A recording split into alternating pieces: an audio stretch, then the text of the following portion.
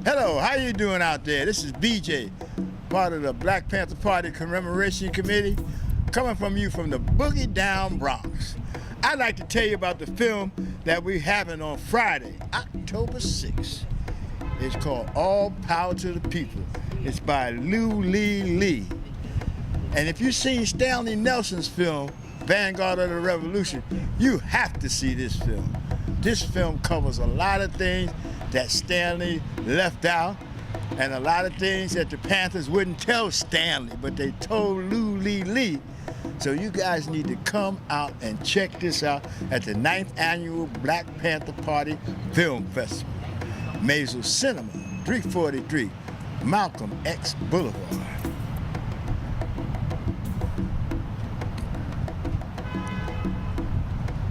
All the proceeds from this festival goes to our political prisoners for commissary, for help. If their family members need help, let me start that one over. Okay. You want to see what you wrote? You want to see what you wrote? Yeah, let me see what I wrote. Okay, now should I be looking at eye level or how? Look right into the camera, but I'm gonna sit right in the back of the camera, so if you want to look at me, you can look at me. Okay. Ready? You're rolling. Okay. My name is Claudia Chesson Williams, and I would like to invite you to the upcoming 9th Annual Black Panther Party Film Festival, opening Friday night, September 29th at the Maisel Cinema at 343 Malcolm X Boulevard, Harlem, New York. This venture is a collaboration of the Maisel Cinema and the Black Panther Party Commemoration Committee, New York. On Friday night, we will be screening Enough is Enough by All of Us or None, chapter and verse by Jamal Joseph, former political prisoner, one of the Panther 21, author of Panther Baby. On Saturday, September 30th at 4 p.m., we will have Voices of 3 Political Prisoners. And at 7 p.m., we will have Eyes on the Rainbow, the story of Assata Shakur, which at this time is really important since our president has called out Assata on national TV. So we want everybody to get to see her and know her for who she is. On Saturday evening at 7 p.m., and Saturday is Friday, September 30th, we will be showing Long Distance Revolutionary, a journey with Mumia Abu Jamal. Okay, cut that, Nat. So my name is Five Mualim Ak, and I am the founder of the Incarcerated Nation Corporation. It's a collective of post-incarcerated leaders who all operate projects who serve those directly impacted by incarceration and their families. We provide post-incarceration redirection through reentry services that interlap with alternative to incarceration. So this way, the next generation has the ability to have the wisdom of those who have been impacted by the criminal justice system. We have a great success rate. Just over the summer, we've had over 147 interns. 86 are going to college, as in a college preparation program that goes a part of the internship. We create community-based solutions to incarceration rather than serving time. Our youth do duties in the neighborhood. When we first created Breaking Down the Box, I was just coming home from doing 12 years, about 5 years in solitary, and I met Robert King, who was running the campaign for the Angola 3, and we decided to create symptoms and systems to release and reveal the conditions of confinement, but also release the sort of held knowledge of the collateral consequences of those incarceration, especially solitary confinement.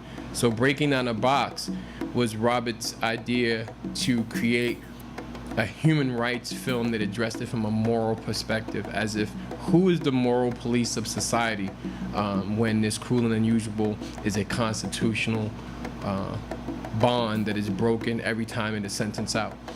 We have been complacent with solitary confinement as in the end means and the end result to peonage, to refusal to work, but it's also a punishment that has been existent since slavery during the times of resistance to forced servitude. Solitary confinement has damaged not only people like me who live with mental health but advocate for that, but has damaged millions of Americans. In New York City, 2,000 people roughly per year are dropped off, often after decades and long terms in solitary right at 42nd Street, Times Square. The purpose of doing this with the Panthers is the majority and of those who have been resistant to the system and oppression have been punished by solitary. So it is all of us as post-incarcerated leaders, two collective projects, Incarcerated Nation Corp and the formerly incarcerated people and families movement, which is 400 leaders, all agree and have one single campaign against solitary. And that's going to be at the Black Panther Film Festival, October 7th, 4 p.m., but also 7 p.m. that night is Cruel and Unusual Punishment. And that film is around the constant bombardment of punishment to 3 individual men, which have accumulated over 100 years in solitary just between them 3 of human isolation. This is the most #1 case in the planet Earth of cruel and unusual punishment being facilitated through a state and against government pressure, but through a state facility.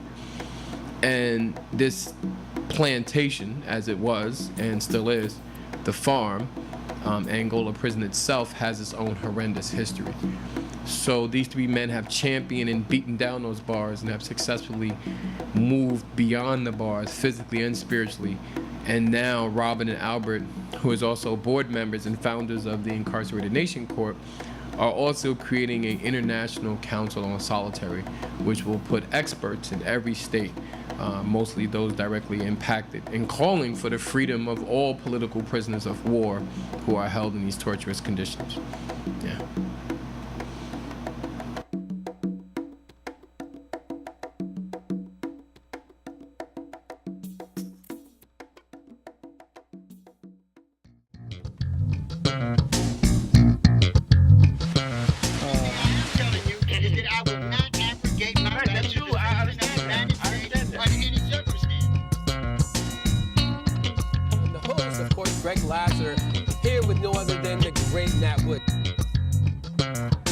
Industrial television set, you are fortunate enough to have tuned in to 30 frames a second.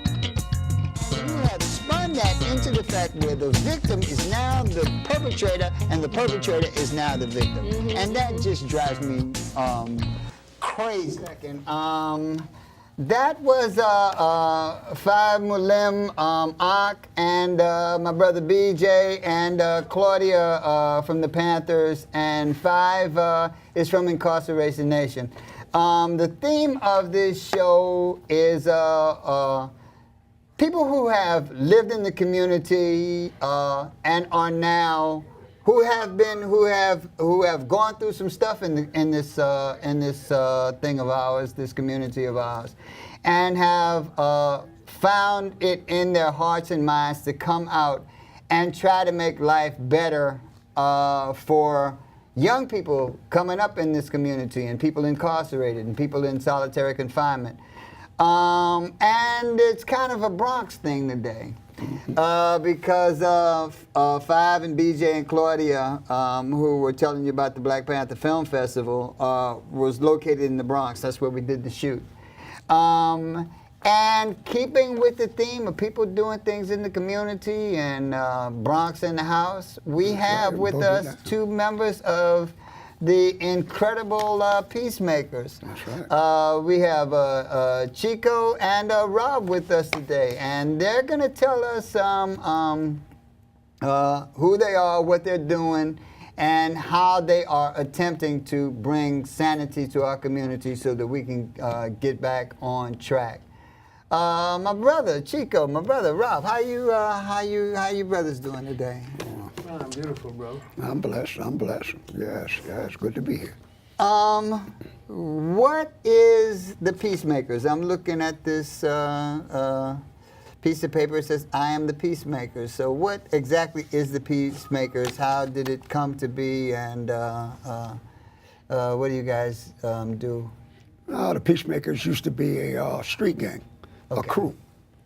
From 1971, the name was changed to Peacemakers from the Bridge Boys, 174th Street. From the Bridge Boys. Bridge Boys. 174th, going into Bronx. Bronx River. The name was changed, and a lot of the females that was with us came aboard to help change the name. They wanted to change the name. So the name was changed. And what we did was we was working in the Bronx Boys Club over there on Ho Avenue, 173rd Street, which we still do today. One of the things that happened was that in that area was other gang groups, many of them. So what happened was that we had to get some good friends on our side, so to speak, in order for us to travel from turf to turf. So we had to bond with quite a few of them in order to maneuver. And when this took place, Chico remembers, when this took place, it opened up a lot of different things that we wouldn't have been able to do for the community. The free lunch program that we took from the Black Panthers, and things that we was doing on platforms and steps, feeding the different people in different cultures and ethnic groups. You know, would have never happened if we wouldn't have that bond and that unity with different groups. You have a lot of Spanish gangs up there at that time. You had black gangs that went across that bridge, and don't go down 183rd and by the White Castle. You had the Italian boys and everybody else there. So it was a good thing for us to come together. Right. A lot of this stuff I personally am aware of, but a lot of the viewing audience may not be aware of it. So if I ask you questions that seem a little spastic, bear with me. You say that the gang formerly called the Bridge Boys started in 1971. There was a lot of things happening. Just the word bridge conjures up memories because you're talking basically the birth of hip hop. Right. You're talking about an era not long after the assassination of Malcolm X. So you're talking about the heroin era. Yes. You're also talking about the beginnings of urban renewal, what we think of as gentrification today, the beginnings of it. So you're talking about the decimation of not just the people in the communities, but the very structure of the communities themselves. Yes. The neglect of the buildings, the burning down of buildings. So it was a very, very volatile time. Give us some insight as to what it is to be young, coming up in those times, and you really don't realize all the political machinations that's going on to bring you to this place. You just are aware that you're in this place, and you have to deal with whatever is coming at you. You're young, and the world is not your friend. Right. It was a crazy time, because at the time we was all young, we was 16. Our family, the Peacemakers, we came from the Bridge Boys and Peacemakers, and it was a crazy era, because it just wasn't us. It was about 30 or 40 gangs, and we had to formulate something so we ourselves can be identified and respected. And everything else was against us. They had the drugs, they had the police, we had ourselves. We didn't have too much of a brain. You know, we was just trying to be identified or trying to find identification and trying to maintain our focus, and at the same time trying to stay away from the penitentiary and all that. And then all of this was coming at us. So one by one, you know what I'm saying? It was a struggle. It was rough though, because the South Bronx, if you recall, the president came and this and that, and everything was against us. Right. And we like trying to serve two masters. We trying to identify with the gang thing, but we also trying to be a part of the community. Right. And this and that, and it was just crazy. Many of us fell, you know, trying to stand up and be respected as a family. It was just a crazy era, but you know, for me, I went through a whole lot of stuff. But one thing for certain, two things for sure, I come from a group of brothers. 40 years later, 40-some years later, we still together. Right. Solely through the grace of God. And we all, you know, it wasn't easy for us, especially fighting against the police, trying to fight against the gangs and this and that. But throughout the whole thing, we struggled, you know, and we're here today. Right. And we're trying to give back something to the community, you know. Because whether the reality is, you know, we still facing the same problems. Right. They're just magnified, you know what I'm saying? The system, you know, the system is a system, man. You know, I'm not here to try to speak against the system, but the bottom line is we ain't got a shot at hell. We don't come together as a family, as a group, and first and foremost, grasp God into our lives, you know, and try to help our people, our young brothers, you know. My people are lost for the lack of knowledge, and we as, you know, peacemakers, formerly gang members, we trying to, you know, get a whole new structure and teach our babies, you know, so they don't have to go through what we've been through, you know? Right. Like this black on black crime, this gang, you know. Because the bottom line, we're fighting against one another. That's what we're doing. Right. Exactly. As I said, at 16, you cannot possibly understand that there are forces unseen that are manipulating the pieces to bring you to a place that you implode. That there is money in your incarceration. There is billions of dollars to be made in taking your neighborhoods. There is billions of dollars to be made in infesting your community with drugs. Yes. It's impossible for a 16-year-old to understand that. Hell, it's very difficult for a 50-year-old to understand and come to grips with that. All you know is the enemy that's in front of you. Let me add something on that too, which I truly have something to say on that. What you just stated is real. There's always something in the background that a lot of people don't know what's going on. During our era of 1970 and 71, during the drug epidemic that was real heavy, during that time limit and that time frame, a lot of behind the scenes mechanism was being pulled. We used to go to meetings that was called by the people that worked with the borough president. At that time, Robert Abrams. Remember that name? Yeah. Robert Abrams, Lou Benzer, his right-hand man, they used to come to visit us.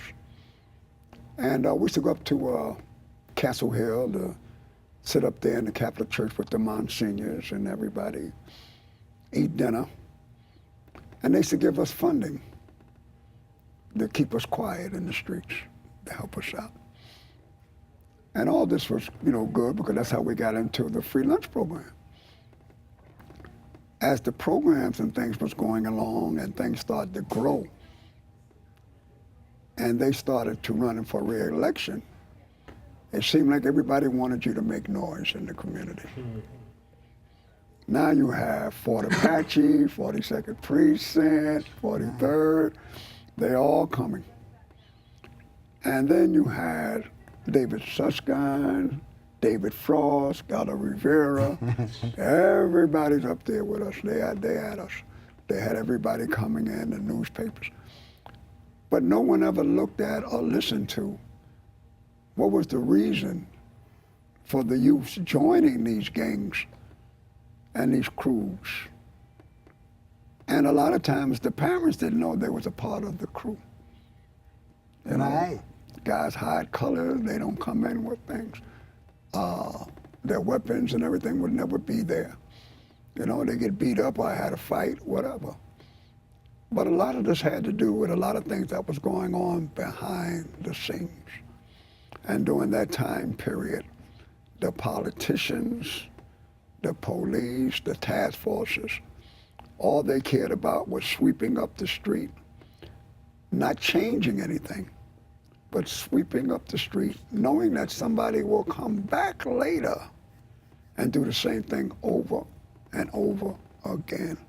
And you look at it today, most of the youth today, and we asked this in the boys club, when you was in school and the teacher asked you, what do you want to be when you grow up? Everybody had a decent answer. Electrician, actor, plumber. No one said they wanted to be a murderer, Right. a convict. Right. Not one of them. And we grew up in that area when they was asking those questions. Right. And then all of a sudden to be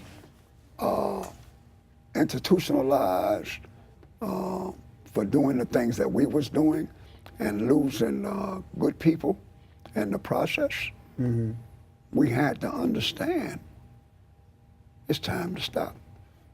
We had to make choices. Right. Sometimes you don't make a choice when you're young, like you just stated, 16, 17. This is family. Right. This is Peacemaker Family Organization. Peacemaker for life. Right. I'm down, you know? And the changes that come with it is a change that has to come from someone like yourself, someone that's in the family, someone that is supportive and listening. It's not a politician. Right. People breed and live off of us so that they can be financed for what they want. They don't listen. They don't care. The only one that's going to care and take care of you is you. But first you have to have peace in you. And sometimes as a child, we don't have peace. Right. Right. We don't have peace. You're not lying about that, Brother Rob, but they had an awesome plan, and and it was imposed on us, man. You know, a lot of us ain't make it, you know. One good thing about that era, especially with us peacemakers, we was anti-drugs. Oh, yes, yes. You can have been a part of our organization and been dealing with drugs. Right. You know, we did a lot of good things, you know, but the community was structured, you know, there was too many things against us. They tried to put gang against gang, you know, while we going through that, our parents was going through the no job and this and that. I mean, things was rough. A lot of us resulted to what we knew best. Right. Fighting amongst one another, you know what I'm saying? A lot of us, man, went to the penitentiary, went to jail at 16. We didn't even have a shot to go into the service. Right. You see what I'm saying? At 16, we came, we got arrested. It was on our own accord, but we didn't have no other direction. You understand what I'm saying? Right. As opposed to now, we got a lot of us brothers now, we're trying to come back and give something to the community. Because if we leave it up to the politicians, man, they ain't got nothing good for us. All they interested is trying to get elected, re-elected, and doing everything for themselves. Right. If we don't come out our houses, our homes, and take care of our community and try to give our young something, you know, to fight for, something to stand for, they're gonna fall for anything. Right. Anything. Right. You know, now it's too many of us, they in the penitentiary, their lives is wasting away 30, 40, 50 years. That's unheard of, man. You know what I'm saying? And I'm fortunate to be alongside Rob, be alongside good brothers, man. We just ask God to give us the strength so we can come out there and better educate our little brothers and our sisters, our sons and daughters. Because I don't want them going through what I went through. That's right. You understand what I'm saying? Right. I'm fortunate to be here. I'm 60 years old, and solely through the grace of God, I'm here. Right. And I pray that God give me the strength so I'm able to help the next brother out. Right. Definitely. Right. See, that's the spiritual. Yeah. That's the spiritual change that has come. Yeah. You know, and that's taken over. He wouldn't be talking like this. A few years ago, I would have never heard it. Yeah. That's true for this whole damn table. Oh yeah. It's a change, and it's a great change because spirituality is also a choice and it's a challenge. As men are going in from shelters to boys and girls schools and the old 600 schools back in the old days, you're not going to be around. You're going to either go to prison or be killed by the age of 18. And this came from our parents as well. We have been blessed with a lesson in life, and still to be here today and to campaign for the new era of things that we need today is something that we cherish. I have to cherish it from the point of view, as Chico spoke on earlier, us being incarcerated, and most of the brothers in the Peacemakers have never been in prison. And that's one of the things that I always glorify with them, because it was the foolish guys like ourselves that was always taking the chances. Stay out of trouble, don't do this, don't do that. So when we are incarcerated, we keep tabs, people are writing, things are going on. But now they look at some of these brothers now. They are moving up, they are stewards, they are in construction, inspectors, they are elders and deacons in churches. You know, how are you going to look at them and say, oh, God don't change nobody? You know, they are living proof that things can happen. And today, we have networked with so many different programs and so many different people that want to help us because of the change of lifestyle that we have. If we would have still been in an old lifestyle, we wouldn't be sitting here right now, talking to Nate, saying, what's happening, baby? And I'd be like, yo, man, get on my show. Well, no.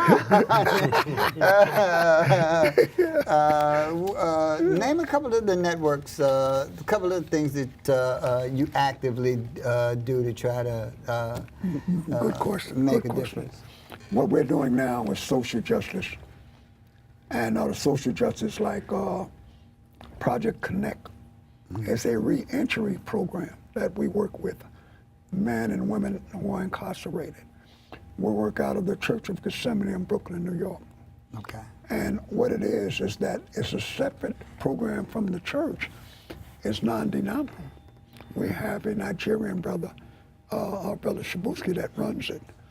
And one of the things that happens is that when you come out, or before you even come out, you need that type of support. You need somebody to close you, help you with a little piece of finances every now and then, to be able to go in and to listen at the meetings and to share. When people complain while sharing or discussing and letting it flow and freestyling, it gets a lot off of their hearts and their minds. When they walk out that door, they're not thinking with that anger, that guy that stepped on his foot. He's not thinking, yo, emotionally, oh, that guy pushed my button. He done got all this off. It might be week to week, might be hour to hour, but at least he has a phone number to call someone. It's like an addiction. Violence can be very addictive. If you're into violence, you will remain into violence until something takes you out of violence. You know, people live like that.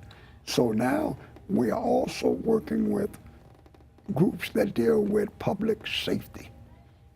And this is one of the things where we have to get away from the violence. And the national march that they just had, where the brothers was marching in Brooklyn and in the Bronx with that 47th precinct, with Richie Paris, I believe was on your show. They marched as well up there with Peace December. And we are a part of these programs.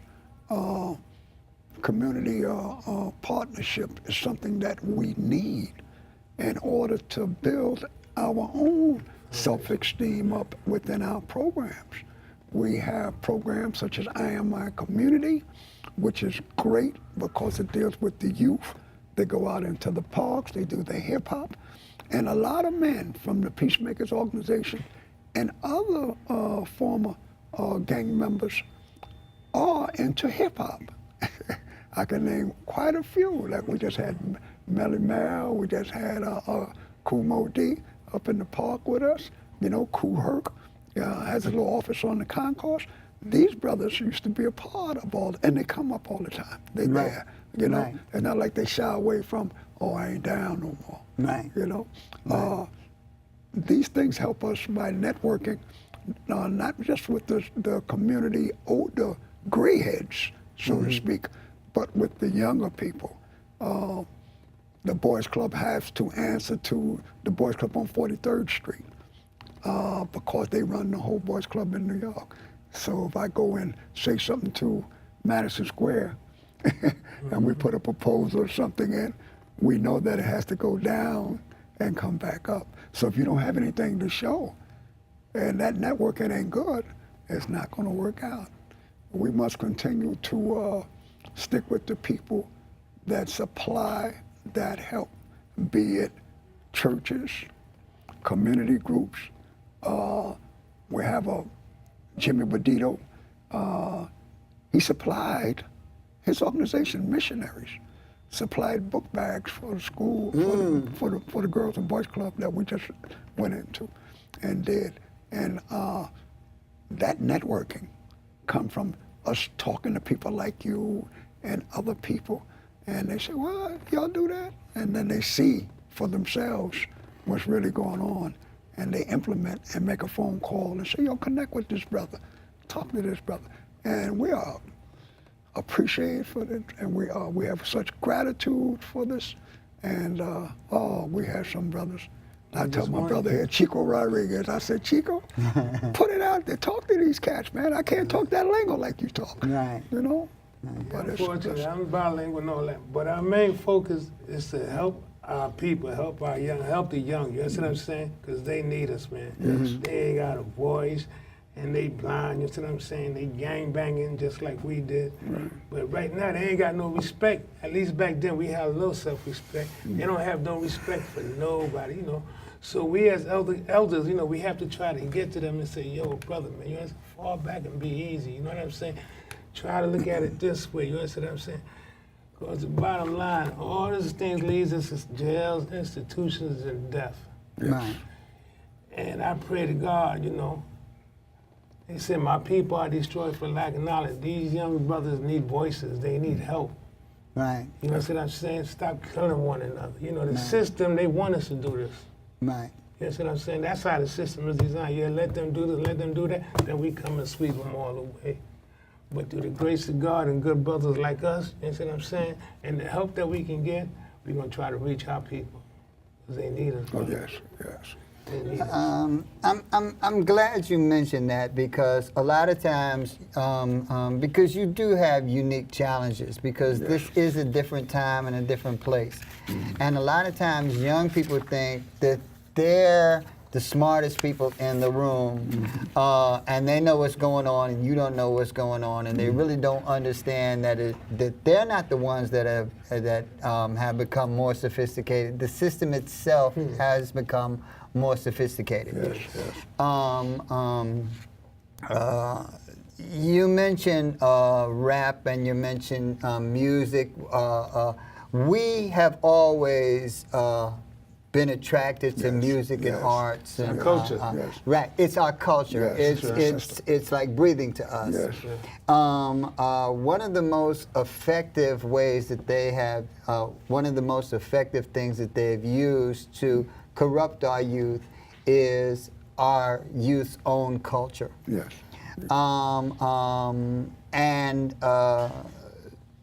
When we look at hip-hop has changed so much. The nature of music that came from us has changed so much.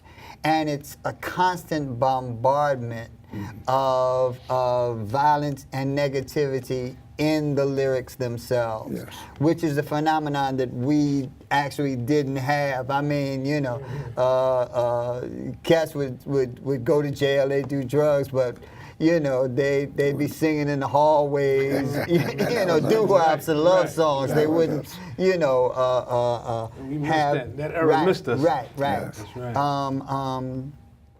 A lot of people say that it's the record companies themselves because they demand certain phrases, a certain number N-words in the lyrics,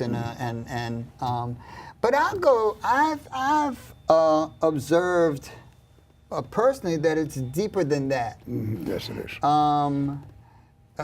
Because it's not just white corporate owners, record owners and distributors.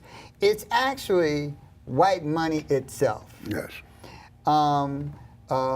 There's a young lady who's blown up. I'm not going to say her name because first of all, my beef is not with her. I understand her circumstances wholeheartedly, and I understand where she is coming from. But as I was saying before, there are factors unseen that young people don't know are actually pulling the strings.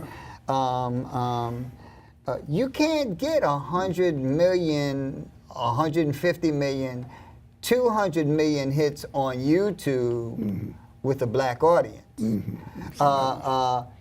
Only white money, only white a white audience can generate that kind of that kind of flow. However you want to call it. You're right. And you can't get 150 million, 175 million, 200 million hits on YouTube singing to a black audience, rapping to a black audience, rapping about blackness. You have to make it really, really gutter and self-derogatory. So it's not simply record companies that is demanding these kind of lyrics to achieve some sort of success. It's a white audience that's demanding this, and they only demand this of black and brown kids. You can't do this with a white audience. You can't make that kind of money calling white girls out their name. You can't generate that kind of audience. Even if you're a white artist going cracker, cracker, cracker, you can't do this.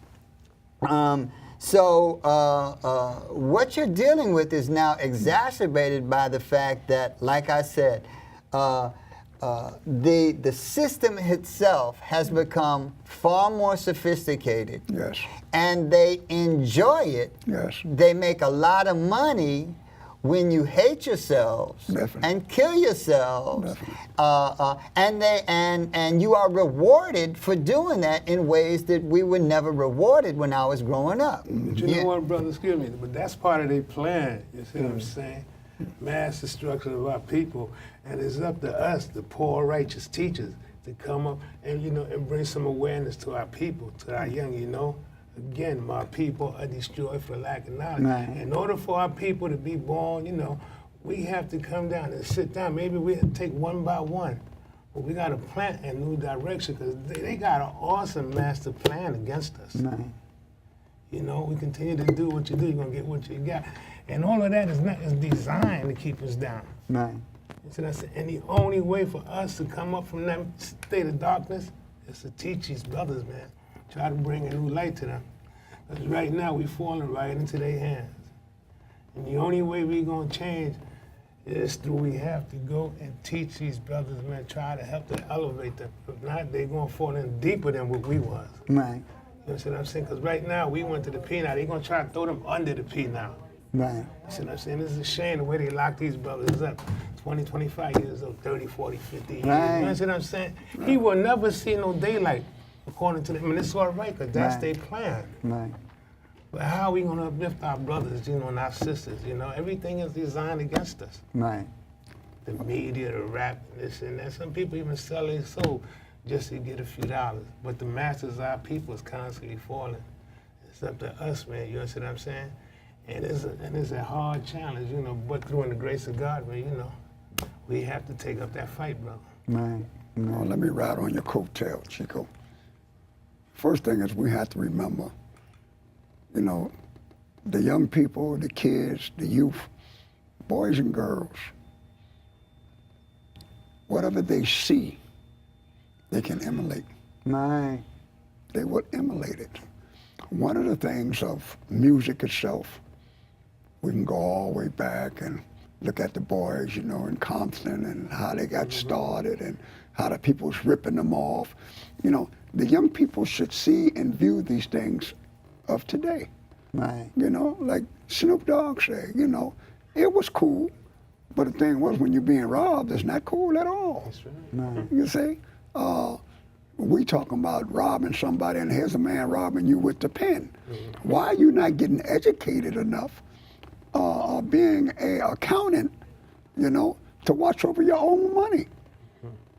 You know, we talk black, black, black, you see? And then we look at the white guy and says, yo, he's taking over. How is he taking over when you letting him come in your community?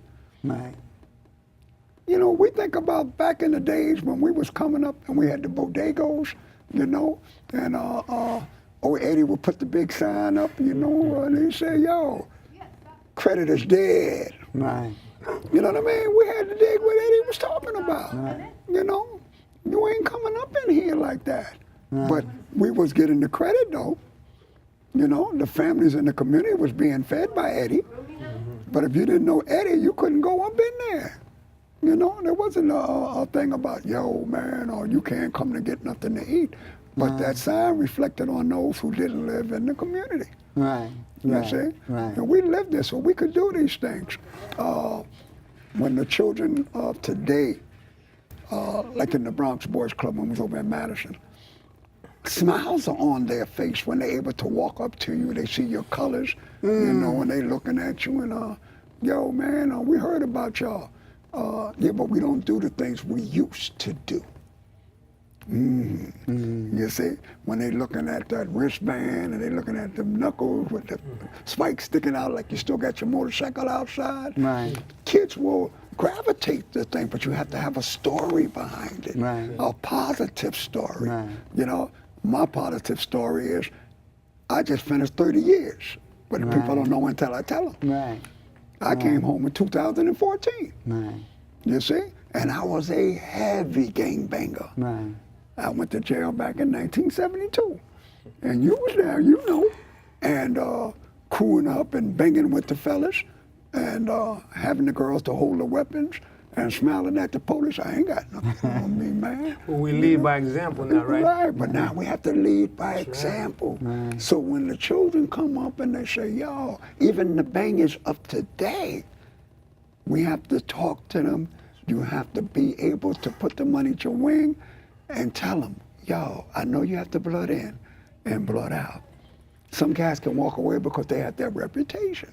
But if you're high enough to walk away, big homie, walk away and take the other ones with you and start a plan Right. that's positive. Right.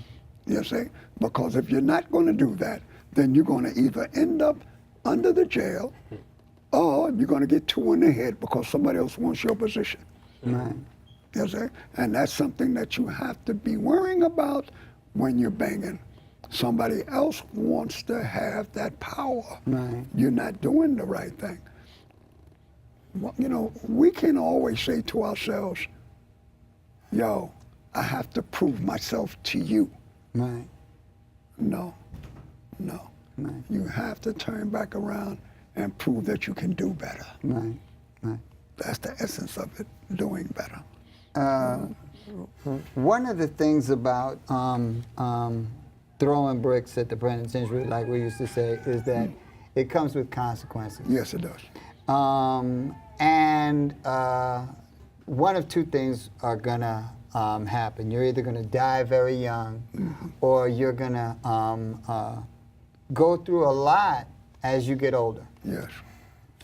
One of the things that tends to happen to those people who go through a lot, go through a lot with the system, go through a lot with addiction, go through a lot with struggle, is that more often than not, they have children. Yes, yes. And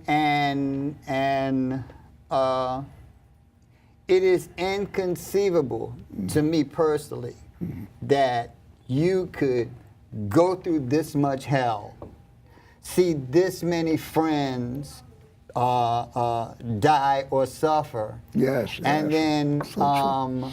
look at this child that you've made and want them to go through this too. Tell me about the aging process and having seen so much, lived through so much, and now you're confronted with another generation of you that it seems like kids always learn the worst of the best, as opposed to the negative, yes. Right. And that's what we are into right now. And the Peacemakers, we have some younger makers that are making it happen for us. Guns down, skills up. They're making it happen with the change that is going on in our gray heads' lives today. And as they reach out to the other younger generation, they see, as you stated, about the music. They remember the break dance. They remember the things they used to let flow on the alphabets. Oh, I don't know how to say my alphabets. Let it flow, ABC. Now they let it flow. You see, kids can do the rhyme and get the poetry. We used to call it poetry back in the day, you know. But now when you look at the children as they coming up and you say to yourself, what is it you're doing? I'm going over here to play some ball with my man. Or I'm going to the park to hear so-and-so. You see, I have my iPhone, my technology, my website. You know, they ain't got to come out the house. They have all these things, but how do we reach them? It's something that we have to work on. Find out what they like and get busy. A lot of things I don't know. My grandchildren look at me, and my great-grandchildren look at me since I've been home and say, yeah, that's easy. What are you doing? And they pop it open and do their work. So I learned from them now. As my sons, they seen us back in the old days. Now they're older generation. Now they wear their flags and their colors. They're the ones that come up with all this now. You see? It's like you just stated. It's the children that watched us back in the old days. But now it's a change taking place. Right. And that's great. It's great. I feel great. Right. I feel great about it. And for me, I just want to say, it was just an illusion, you know. We've been through all that. I mean, 4 years later, I've been there, I've done that. And all that was nothing but an illusion, you know what I'm saying? We thought it was there, but in reality, it wasn't reality. Because at the end, it was just so me, stupid me, during that time. And my family, my mother suffering, my children suffering. You know, and I thank God that He gave me the opportunity to grow up. Right. It's like I said, that was an illusion. That was an illusion. It wasn't there. It wasn't real. It's nothing but pain and suffering. And it's like a domino effect. It rolls downhill. You know, I'm the one doing the best. I'm suffering. So you can imagine how in prison my mother is, my wife, my children. Right. You know, and it's a big process. And brothers and sisters, please, man, ain't nothing pretty about that. Ain't nothing slick about that. 30 seconds of glory will bring you a lifetime of misery, and you will not suffer alone because you're a mama, man. Right. One of my biggest fears in life was, God forbid, when God, that time should come that He take my mother away, let me be in the street. That was my biggest fear. My mama passing away while I was in the peanut. Through the grace of God, I was out there. I mean, these are the things that we go through. You know what I'm saying? It's a part of growth, but I tell you, it was an illusion. That wasn't real. Right now, I've been so blessed. I got my little man, jangling. This is my little boy. He's my great-grandson, but I pray to God, give me the strength to be here so I can be able to teach him and bring him Lord along. God, yes. To all our events, I bring him there. He's our little homie. He ain't but 5 years old. Right. But I don't want him to go through what I went through. Right. I see how Rob's sons and his grandsons, you know, there's a new generation, and we trying to get to them. Because it's an illusion, brothers. Don't go there. Ain't nothing slick about that. Ain't nothing slick on black crime. Because the bottom line, we just doing Mr. Gilmore a favor, and we killing each other off, you know? Ain't nothing slick about the money, ain't nothing glorified about the money, because at the end they take all that money and everything, and you sitting up in the P now with nothing. You ain't even got money for bail. So what kind of criminal is you? You out here throwing all these bricks and you can't bail yourself out. You can't get yourself a lawyer. Who's suffering? Mommy and your baby. It's an illusion, man. Get your life together, man. You know, but it's all real. Stand for something. It's all real. You understand what I'm saying, brother? Please stand for something. It's all real. You know, the solution is us. Yeah. The solution is us. Everywhere I've gone, most of the people who are doing anything, the rolling that we did, Brother Five, Incarceration Nation, those are all people who have been incarcerated. Right. A lot of them have done decades in the SHU, in solitary confinement, not just prison. One of the things I want to ask you about is a lot of young people, and it's not like the old days. Jails, not prisons. Back in the old days, prison was the rough thing, you know. Jails that house adolescents, a lot of time are more torture chamber, more torturous than Attica in its heyday. Itself, the case of oh man, I just had his picture. Right. A lot of times you deal with young people who are they might seem to be physically strong, but a lot of times they are spiritually broken. Yes. Right. How do you address a lot of the needs that might be hidden within young people that they don't want to reveal because it's a sign of they see it as a sign of weakness. However, little by little, day by day, it can destroy you from within, and I know you have to confront that a lot because it's rough. I did that myself. Anger is something that needs to be worked on at a young age. Anger is something that won't be revealed until someone does something. We hear people scream and yell and so forth, and I didn't know he was like that. We must listen.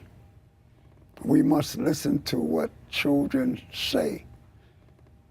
We must understand that when a guy is in the street and he gets locked up for, like the brother did with the book bag, and incarcerated, and you throw him in the box, and then he, commits suicide when he comes out. Khalif Browder.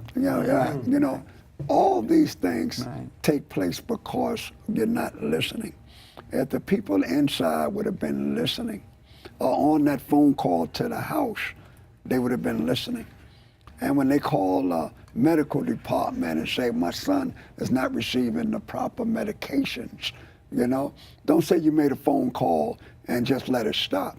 You have to follow up on these things.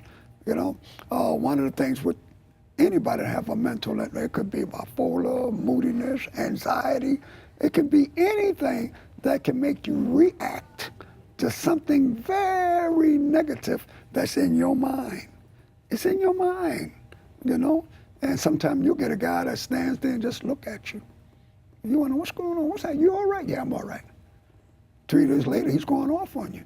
It's something that you said or did, but he's not answering to you. Let somebody else talk to him. He'll talk to that brother Chico, man, and say, something ain't right. He might not be willing to talk to me. And that's a problem that we have to deal with. But I think that's what the key is. Excuse me, Rob. we need to try to get into these institutions, you know, and become spokesmen for our people, for our young. You become that ear for them, you know, because they don't have that ear. You know what I'm saying? And they want somebody that they can identify with. Me, I get along with everybody, especially the young. You know what I'm saying? I would love to be given that opportunity to go into Rikers Island, places like that, you know, talk to these brothers, man. You know what I'm saying? Because that's what they need. They need an ear. That's what they do. They not getting that ear in there. You know what I'm saying? All they doing is lock them up, take them to the box and this and that. And that's just creating a monster, man. You taking every right, stripping this kid out of, you already got him in a peanut, now you stripping this little young brother out of everything, so he don't know nothing but to act out. Right. Whereas all it takes is for an ear to come by, yo, little brother, what's going on? Talk to me, shorty, you know what I'm saying? Yeah, talk to yo, a mind is a terrible thing to waste, man, and we just need to go down and try to get to these people. But they're wasting it out here. Right. It's not the incarceration that gets them. It happens out here. And the thing about a child, if you're not brought up in that house with spiritual beings, sometimes we'll walk from it. Religious being, we'll run from it. But once them children learn out here what it's about, inside they brag. They walk around like the Statue of Liberty. Rob, I'm going to interrupt you because this has been an incredible conversation, and I know because we're running out of time, we only got like a minute left. So in that minute, I want you to do nothing but talk about the Peacemakers, what you're involved in, how they can, how people can get in touch with you. Most definitely. We are meetings on every Friday. We meet. And we're over at 2001 on Westchester Road up in Parkchester. On the last week of Friday, we have Peacemaker dinners. We call it events and gatherings where we have the public, the community, we have police departments, politicians come in for those dinners and share. That is up in the Bronx as well on 222nd Street, 715 222nd Street at United Christian Baptist Church. That's every Friday. We have these get-togethers.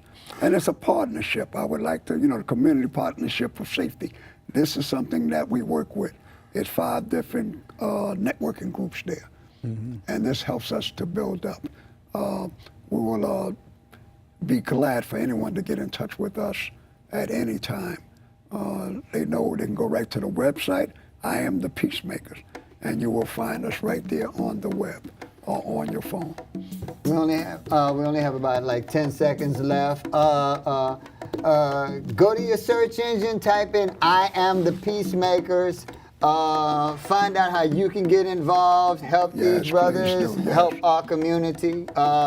They're out there, they're doing the best they can, and we're lost without them. Peace next week. Peace. Thank you so much.